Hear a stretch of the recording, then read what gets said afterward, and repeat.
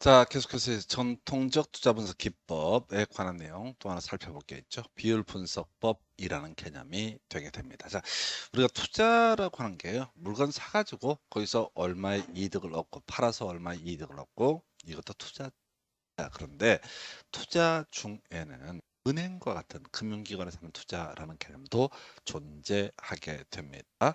그래서 은행에서요, 자, 주택을 담보로 해서 주택담보대출을 실행을 하고 이자 받고 이런 것도 결국은 투자의 한 방법이 되게 되는 겁니다. 돈 대주면서 수익을 올리는 방식, 이게 소위 이제 전통적 투자 분석 기법 중에 하나, 바로 비율 분석법이라는 개념이 되게 됩니다. 자, 이것도 사실은 기본적으로 가유순전호는 기본 세팅이 돼야 되고요. 그 다음에 은행 입장에서는 40억짜리 물건에 투자한 사람이 자기 자본이 20억이고 또 은행에서 20억을 빌리겠다라고 하는 거, 뭐 이런 것들 이제 자기 자본과 타인의 자본, 은행권의 자본을 비교하는 방식. 그래서 대출 여부를 판단을 할 때, 대출 여부를 판단할 때 쓰이는 기법이 비율 분석법이라는 개념이 되게 됩니다. 그래서 자, 가볼까요? 공식 한 4개 외우셔야 됩니다. 그래서 비율 분석법. 자, 이건 다시 저당 투자자라는 표현을 쓰게 됩니다. 금융기관을 얘기해요.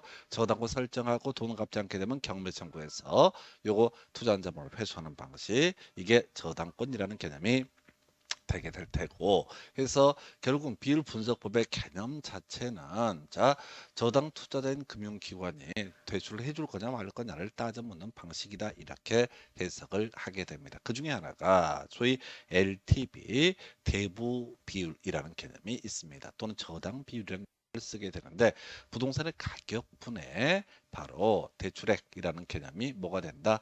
대부 비율이다, 이렇게 해석을 하게 됩니다. 그래서 LTV, 우리가 이제 주택 관련해서 항상 이슈가 되는 게 LTV 얘기가 가장 기본이죠. 그래서 이 LTV를 만약에 정부에서 50%로 규제를 한다, 이건 이제 정책론 파트에서 한번 논의했던 개념이고, LTV 얘기는 사실은 주로 어디에서 금융론 파트에서 주로 논의 삼게 될 쟁점입니다. 그래서 LTV, 부동산의 가격 또는 총투자액, 이런 표현을 쓸 수도 있겠죠. 분의 대출액 또는 대출 가능액이란 개념을 우리는 대부 비율이라 부릅니다. 그러면 이제 부동산의 투자 가격이 10억짜리 물건이다 그랬을 때, 만약에 정부에서 LTV 규제할 거야 30%만 해, 그러면 이때는 얼마? 3억까지 대출을 해줄 수가 있다라고 하는 거, 이걸 이름하여 우리는 뭐라고 한다? 대부 비율이라고 부르게 됩니다. 그래서 하나하나는 그렇게 어렵지가 않습니다. 사실 하나는 어렵지가 않은데, 이 투자론 전체를 보시게 되면 체크할 게 너무 많거든. 그래서 힘들다고 그래. 그래서 투자론을 경제론, 투자론 두 군데에서 거의 다 좌절해. 그러고 보니까 감정평가론 파트에서도 많이 좌절을 하죠. 왜? 이 투자론에 가유순전 이런 개념이 완벽히 세팅이 되어 있으면 간평 되게 간단한데, 이게 이제 보통 수험생들이 앞에서부터 공부를 하잖아요. 그러다가 이제 지겨워갖고 안 해. 그러면 이제 투자론 희마리가 빠져. 그러면 이제 금융론도 좀 어렵게 느껴져.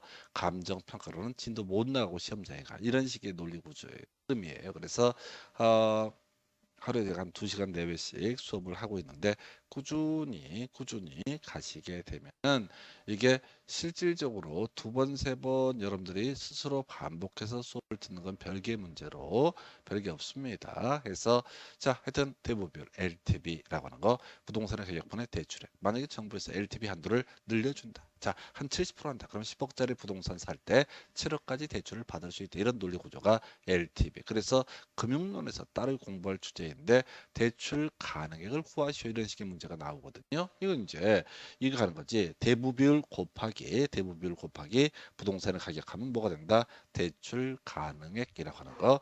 혹시 이 항의 개념이 잘 이해가 안 되면 외우시기 바랍니다. 그래서 대출액은 부동산 가격 곱하기 LTV, 부동산 가격이 10억이다라고 전제가 됐을 때 LTV가 30%면 3억까지 대출할 수 있는 것이고요. 70%다 그러면 7억까지 대출을 받을 수 있다라는 개념, LTV라는 개념, 대부 비율 또는 저당 비율이라는 용어를 쓰게 됩니다. 그래서 이렇게 개념을 하나 체크. 자, 최근에 지금 31회 안 나고 30회 때 29회 때 연속 장난치고 있는 것이 바로 부채 비율과 자기자본 비율이라는 개념이 나오게 됩니다. 그래서 자, 우리가 부동산 투자할 때 앞에서 공부할 때 세전 현금 수지나 세후 현금 수지 얘기를 할 때 지분 투자 이런 표현을 썼던 바가 있습니다. 기준점이. 그래서 자, 지금 부채 비율이라는 것은요. 자, 부채 나누기 지분이라고 외우시기 바랍니다. 자, 10억짜리 부동산을 투자를 하는데 자기 자본이 만약에 5억이고 자기 자본이 5억이고 대출을 5억을 받는다라고 했을 때 대출을 5억을 받는다고 했을 때 부채 비율이라고 하는 것을 따지게 되게 되는 거죠. 그래서 자, 5억분의 5억이니까 이건 이제 100%라는 값이 나오게 된다. 그래서 이게 아무것도 아닌데요. 시험엔 유창한 나옵니다. 부채 나누기 지분. 자, 다시 부채 비율은 분자에 뭐가 들어간다? 부채가 들어가게 된다. 그래서 이걸 읽는 방법은요. 부채를 지분으로 나눈 값 이렇게 읽을 수 있고요.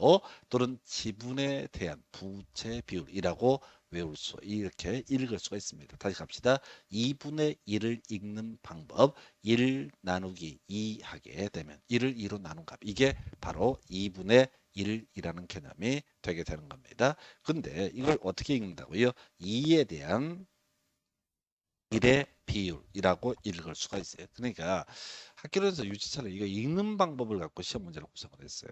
요즘 많이 빠지는데 앞에서 우리가 뭐 종합환원율이다, 지분 배당률이다, 세후 수익률이다 이런 거 할 때도 읽는 방법, 그건 좀 클래식한 좀 오래전 문제 패턴이긴 한데 요런 게 나와요. 그래서 대충 보고 이게 아니야 시험은 전쟁터야 해서 어떻게 해야 돼? 부채 나누기 지분 부채 비율은 분자에 뭐가 들어간다? 부채가 들어간다라고 하는 거. 자, 일단 전체 활용하는 방식은 좀 이따 설명을 드릴 거예요. 그래서 그 다음에 자기 자본 비율 볼까요? 자기 자본 비율. 이거 이제 부채를 지분으로 나눈 값, 지분에 대한 부채 비율 이렇게 읽는 방법. 요런 게 시험 문제 30회 때 답이 됐던 바가 있습니다. 틀린 걸 고르죠. 부채 비율이란 부채에 대한 지분의 비율을 말하는 것으로서 점점점 개수이 되겠습니다.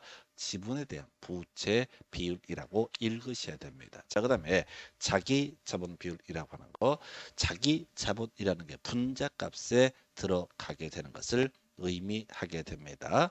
해서 자, 지분 또는 자기 자본, 자기 자산 라고 하는 거 이게 분자 값에 들어간다. 그래서 총 자산, 총 투자액분의 지분, 총 투자액분의 자기 자본이라고 하는 거 이걸 우리가 자기 자본 비율이라 부른다. 그럼 이제 해석하는 거지.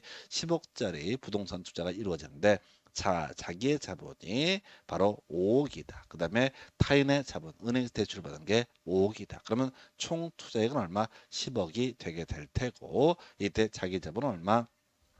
5억이 되니까 결국 10분의 5니까 50%라는 값이 나오게 되죠. 그래서 아까 우리 부채 비율 같은 경우는 10억짜리 부동산에 투자하는데 자기 자본 5억, 타인의 자본, 은행 자본 5억을 투자한다라고 했을 때 투입을 한다라고 했을 때 지분에 대한 부채 비율이라고 해서 이게 아까 5억분의 5억에 대해서 얼마 이게 100%라는 값이 나왔던 것이고 자기 자본 비율이라고 하는 것은 총 투자액, 총 자산, 부동산의 가격분의 자기의 자본이라고 하는 것. 이걸 우리가 자기 자본 비율 또는 지분의 비율을 가리켜서 자기 자본 비율이라고 부르게 됩니다. 그래서 이렇게 비율 분석법 중에서 대부 비율과 부채 비율과 자기 자본 비율이라는 개념을 설명을 드렸습니다. 자, 그리고 나서 검토하게 될 거, 읽는 방법 다시 한번 체크를 해볼까요?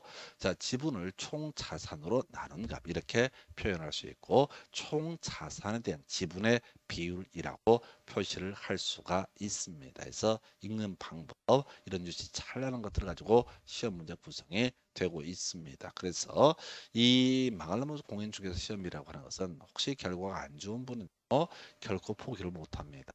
왜? 이게 완전히 평균 맞아야 되는 과목인데 평균 10점 나온다. 그럼 때려치우기 좋습니다. 포기하기 편합니다. 그런데 해보면 꼭 한두 개, 뭐 두세 개 이지랄이거든. 짜증나게. 그래서 자꾸 재수를 하고 재수를 하게 되면 공포가 삶의 내재가 돼 있어. 이번에 떨어지면 개망신 삼수냐 사수냐 진짜 미쳐버리겠다. 그러니까 어떻게 돼? 최선을 다해서 연구를 한다. 그러니까 점점 더 엽기적인 거를 자기가 외울 수 없는 걸 막 외운다고 용을 쓰는 거야. 안 돼? 자, 이 기본을 기본에 그러니까 제가 시험 보면 저는 붙어요. 왜? 기초가 탄탄하기 때문에 어떤 문제가 나오고 말고 이런 문제가 아니라 기초가 탄탄하니까 60점 넘기는 건 할 수 있다는 얘기야. 그래서 공부는 전략의 문제다.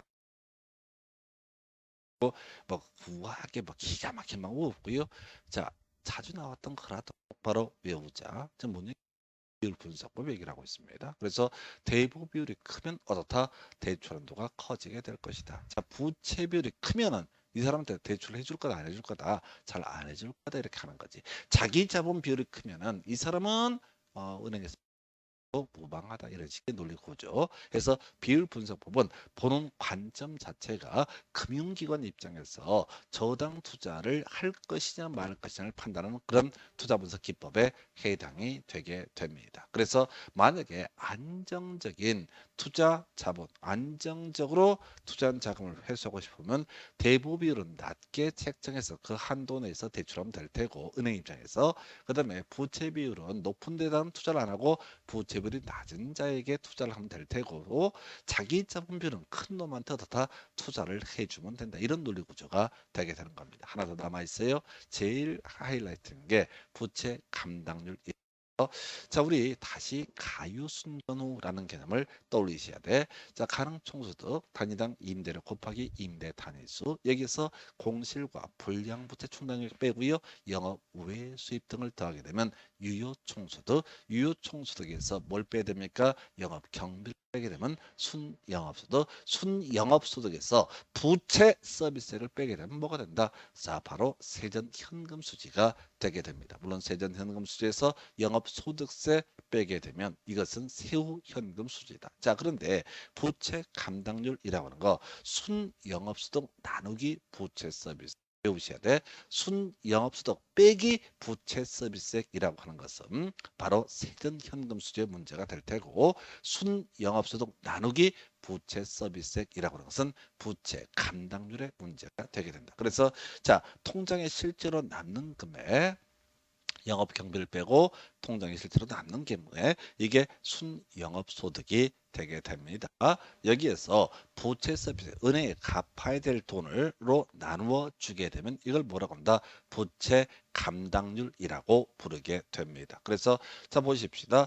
분자가 커야지 어떻다? 좋은 거죠. 은행에 갚을 돈도 못 벌고 있다. 그러면 여기다 대출해주면 대출한 자금을 회수하는데 어려움이 있게 될 겁니다. 그래서 자 분자가 분모보다 크면 이건 우리는 부채 감당률이 1보다 크다라고 평가를 하게 되죠. 한편 만약에 분자보다 분모가 더 크게 되면은 이것은 부채 감당률이 1보다 작다라는 평가를 할 수가 있습니다. 그럼 내용은 되게 간단해. 그래서 부채 감당률이 1보다 크다. 그러니까 어떤 기업에서 대출을 받겠다고 왔는데 지금 순영업소득이 부채 서비스에 지금 갚아야 될 돈을 충분히 감고 남음이 있다. 그러면 이때는 우리가 부채 감당률이 1보다 크다라고 평가를 할 수 있다.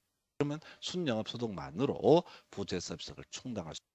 다 대출해줘도 무방한 이런 해석이 가능합니다. 근데 부채 감당률이 1보다 즉 순영업소득이라고 하는 것보다 은행에 갚아야 될 돈이 많다라고 한다면 이 순영업소득으로 부채 서비스를 감당을 할 수 없다, 충당할 수 없다는 해석이 나오게 됩니다. 그럼 이제 은행 입장에서 생각해 보겠습니다. 안정적인 대출금 회수를 위해서는 대부 비율은 낮게 책정하면 좋을 테고요. 부채 비율은 어떻다? 자, 부채 비율은 낮은 사람에게 어떻다? 투자가 이루어졌으면 좋겠다. 대신 자기 자본 비율은 어떻다?